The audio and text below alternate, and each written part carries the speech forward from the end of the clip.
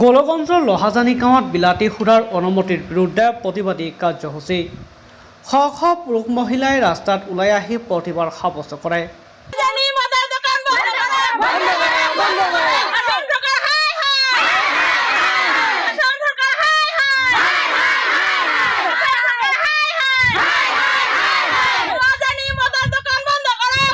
গোলগঞ্জৰ লহাজানিৰ শ শ পুৰুষ মহিলাই অসম চৰকাৰে বিলাতী সুৰা দোকানৰ অনুমতি দিয়াৰ বাবে প্ৰতিবাদী কাৰ্যসূচী হাতত লয়।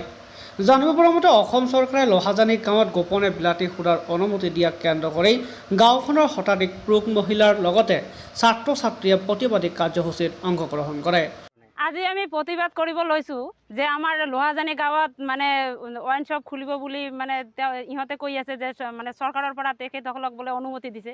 গতিকে আমাৰ সমাজৰ যিখিনি মানে নতুন প্ৰজন্ম আহিছে সেই নতুন প্ৰজন্মই তাৰমানে পঢ়া শুনাৰ ক্ষেত্ৰত মানে ইহঁতে মানে পিছ পৰি আছে আৰু ল'ৰা বা পুৰুষবিলাকে মদ খাই সন্ধিয়া মানে তেওঁলোকৰ ঘৈণীয়েকৰ ওপৰত অত্যাচাৰ চলায়। গতিকে আমি বিচাৰোঁ যে আসাম চৰকাৰক আমি অনুৰোধ জনাম যে চৰকাৰে যাতে আমাৰ ইয়াৰ ৱাইন শ্বপ বন্ধ কৰিবলৈ আমি অনুৰোধ জনাম। অভিযোগ অনুসৰি ভিতৰুৱা গাঁৱৰ অঞ্চলত বিলাতী সুৰাৰ দোকানে উঠি অহা ছাত্ৰ ছাত্ৰীৰ লগতে নৱপ্ৰজন্মক ধ্বংসৰ গৰাহত ঠেলি দিয়াৰ উপক্ৰম কৰিছে অসম চৰকাৰে। মদৰ দোকান লহাজানি গাঁৱৰ পৰা অন্য ঠাইলৈ স্থানান্তৰ কৰিবলৈ অনুৰোধ জনায় চৰকাৰক। লহাজানিত মদৰ দোকান নচলিব, অসম চৰকাৰ হাই হাই ধবনি দি প্ৰতিবাদ সাব্যস্ত কৰে গঞা ৰাইজে।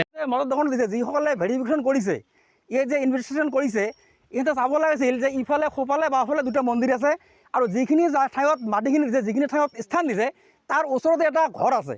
এই ঘৰৰ পৰিয়ালটোৰ কথা সিহঁতে চিন্তা কৰিছে নে কৰা নাই? এই কিন্তু চিন্তা কৰিব লাগিছিল যে ঘৰ এটা সন্মুখত আছে, এই ঘৰটোৰ আগফালে যে আমি মদৰ দোকান খুলি দিওঁ, এই ঘৰটোৰ পৰিয়ালটোৰ কি হ'ব অৱস্থা? তাৰ লগতে যিয়ে মাটিখিনি ইয়াত দিছে তেওঁ কিন্তু এই ইয়াৰ বাসিন্দা নহয়, তেওঁ বেলেগ গাঁৱৰ বাসিন্দা। তেওঁ কি বুজিব? আমাৰ লহাজানি গাঁৱৰ অসুবিধাখিনি সি বুজিব নেকি? সি দিবই। ইয়াত লহাজানি গাঁও ধ্বংস হ'লে তাৰ কোনো ক্ষতি নহয়। গতিকে আমাৰ লহাজানি গাঁৱৰ ধ্বংসখিনি আমিয়ে চিন্তা কৰিব লাগিব। গোলগঞ্জৰ পৰা বাপন ৰায়ৰ ৰিপৰ্ট, নৰ্থ ইষ্ট বুলেটিন।